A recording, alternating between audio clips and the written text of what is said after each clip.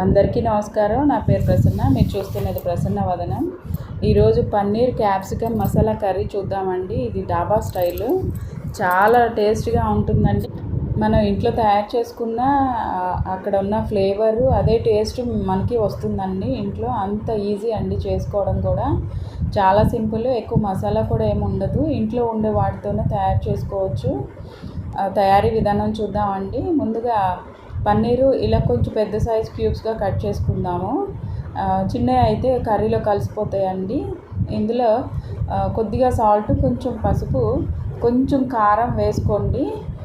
పన్నీరు కొంచెం చప్పగా ఉంటుంది కదా, దానికి కూడా ఒక టేస్ట్ ఇస్తుందండి. ఇది ఒక్కసారి టాస్ చేసుకుందాము, మొత్తం ముక్కలన్నీ కలిపేదాకా పట్టేంత వరకు.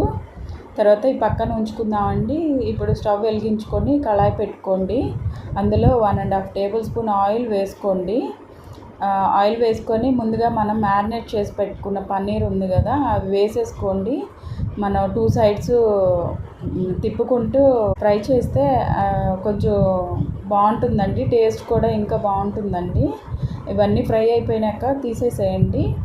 మీకు కొంచెం ఆయిల్ కావాలంటే ఇందులో యాడ్ చేసుకోండి. నేను ముందునే వేసాను. ఇందులో 1 స్పూన్ జీలకర్ర వేసుకొని వేగిన తర్వాత సన్నగా కట్ చేసుకున్న ఉల్లిపాయ ముక్కలండి. ఒక 2 మీడియం సైజు ఉల్లిపాయ ముక్కలు తీసుకున్నాను. ఉల్లిపాయలు మగ్గడం కోసం కొద్దిగా ఉప్పు వేసాను. ఉల్లిపాయలు దోరగా వేగాలండి. నా వీడియోస్ కనుక ఫస్ట్ టైం చూసినట్లయితే ప్లీజ్ సబ్స్క్రైబ్ చేసుకోండి, ఒక లైక్ ఇవ్వండి, ఇంకొంతమందికి షేర్ అవుతుంది. ఇప్పుడు పసుపు వేసుకుందామండి. పసుపు మంచి కలర్ ఇస్తుందండి. తర్వాత 1 టేబుల్ స్పూన్ అల్లం వెల్లుల్లి పేస్ట్ అండి, ఫ్రెష్గా దంచింది. ఇది కూడా వేసేసి ఆయిల్లో ఫ్రై చేసుకోవాలండి, పచ్చివాసన పోయేంత వరకు. ఇదంతా కొంచెం సిమ్లో చేసుకుంటే అడుగు పట్టకుండా ఉంటుందండి. అడుగు పడితే రుచి కూడా మారిపోతుంది. ఇప్పుడు తర్వాత ఒక చిన్న పేస్ట్ చేసుకుందాము. టమాటా ఒక 3 మీడియం సైజ్ తీసుకున్నాను. నేను ఒక గుప్పెడు జీడిపప్పు అండి మొత్తం వేసుకొని పేస్ట్లో తయారు చేసుకుందాము. ఇది చాలా రుచి ఇస్తుందండి. మనకి జీడిపప్పు లేదంటే సారపప్పు అయినా వేసుకోవచ్చు, కొద్దిగా నానపెట్టుకొని. ఉల్లిపాయలు అల్లం వెల్లుల్లి పేస్ట్ మగ్గింది కదండి. ఇప్పుడు ముందుగా మనం తయారు చేసుకున్న టమాటా పేస్ట్ వేసేసుకోండి. కొంచెం వాటర్, జార్ కడిగేసేసి కొంచెం వాటర్ వేయండి.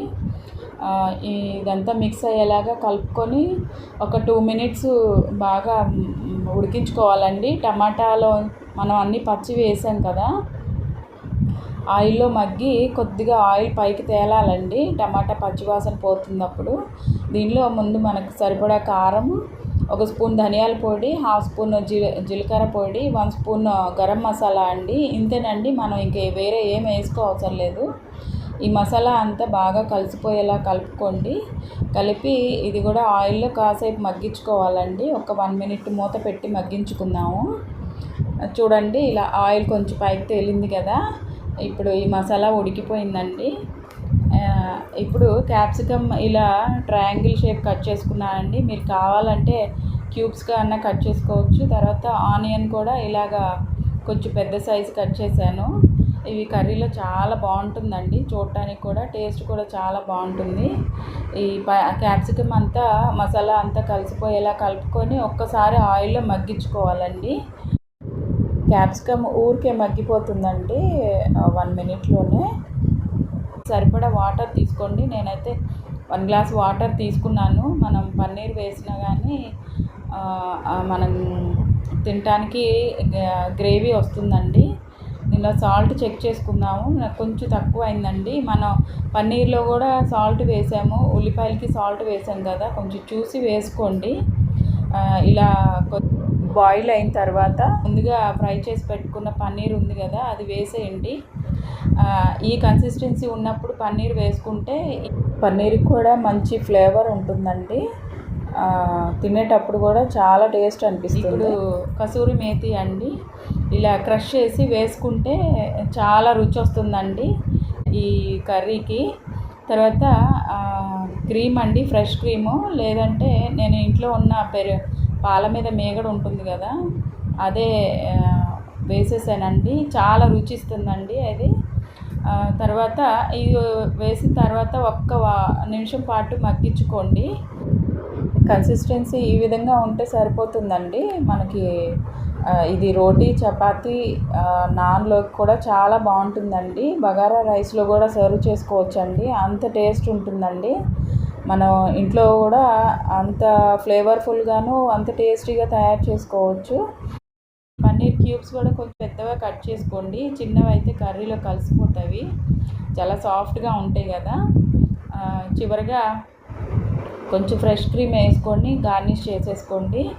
అంతేనండి, చాలా రుచి ఉంటుందండి. ఒక్కసారి తిన్నారంటే వదిలిపెట్టరండి. ఇంట్లో వాళ్ళు కూడా పదే పదే అదే కావాలని కోరుకుంటారు.